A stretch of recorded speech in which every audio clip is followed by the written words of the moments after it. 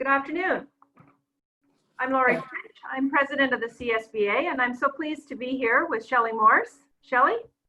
Hi, I'm Shelley Morse, and I am the president of the Canadian Teachers Federation. We are the voice of Canadian teachers across Canada. We have 18 member organizations totaling 300,000 plus teachers in all provinces and territories. Thank you so much for joining me, Shelley. The Canadian School Board Association is comprised of provincial school board associations and trustees, and we are the national voice of elected Canadian school boards for trustees serving close to 4 million students across the country. So very proud to be here.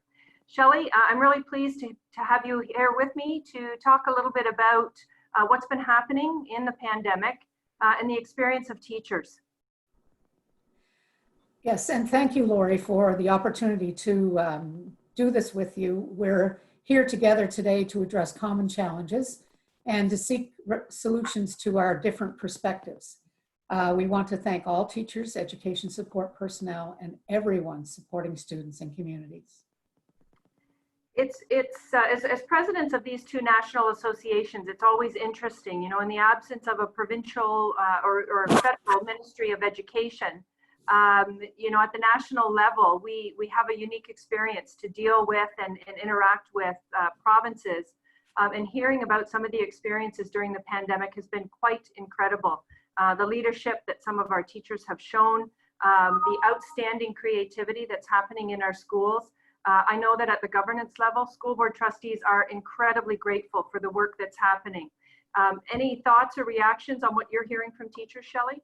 Well, we certainly know that the closures of school has put the spotlight on the vital role of teachers in school buildings, and the needs of the children and youth and their families has been revealed by this crisis. And while it's an incredibly challenging time, it's providing an opportunity for Canadians to reflect on and better understand how very complex teaching has become over the years. And we hope that the public will better appreciate the depth of the skill and knowledge it takes to meet the needs of the students. In March, teachers were presented with a challenge. They stepped up to the plate and they hit it out of the park. And teachers do that because of their passion for teaching and their passion for learning and their passion for students. And whatever we're tasked with doing, we put our whole heart into it.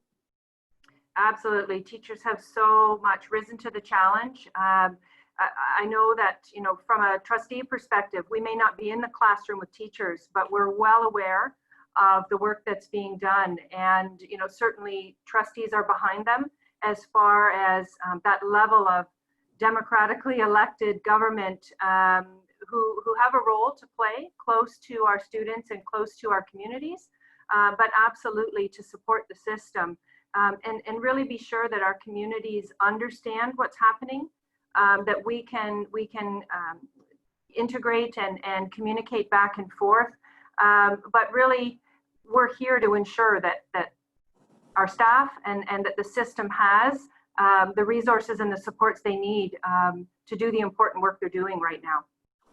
Mm-hmm. And I'd like to just share some examples of things teachers have done during COVID and being home isolated. You know, it was very disheartening for teachers to not be able to reach some of their students, so they looked at innovative ways to do that.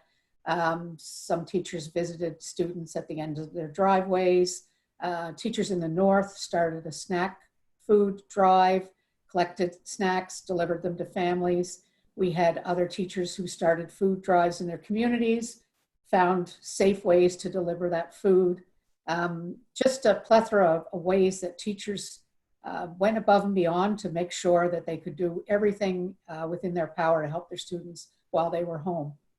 And we know from the survey we just did that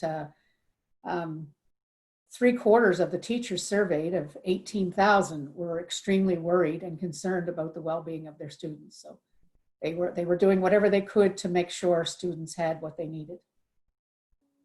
Absolutely. And I think, you know, some of the heartwarming stories, some of the creative activities we've seen on social media and other forums, is reassuring, absolutely. I think that for us, you know, we really need to remind the public just how important publicly funded education is right now, and the role that that's played during COVID-19.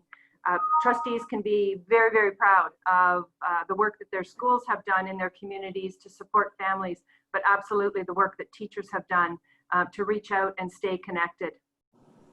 Yeah, because we know the system needs to be strengthened, and we need government to do that. We can't rely on individual teachers. It's not sustainable, and there's no replacement for a teacher in front of the classroom. We have to keep that in the forefront. Absolutely. So thank you, Shelley, for joining me today and sharing this message with the community and across Canada. I'm hoping that every one of you will share the message and our clear support and appreciation to teachers across Canada. And if you would, use the hashtag to tag both CTF and CSBA, but we've launched the hashtag Learning in Canada during COVID. So please use that, share it around, and we look forward to perhaps hearing some of your examples out there as well. So thanks very much, and thanks so much for all that you do. Thank you.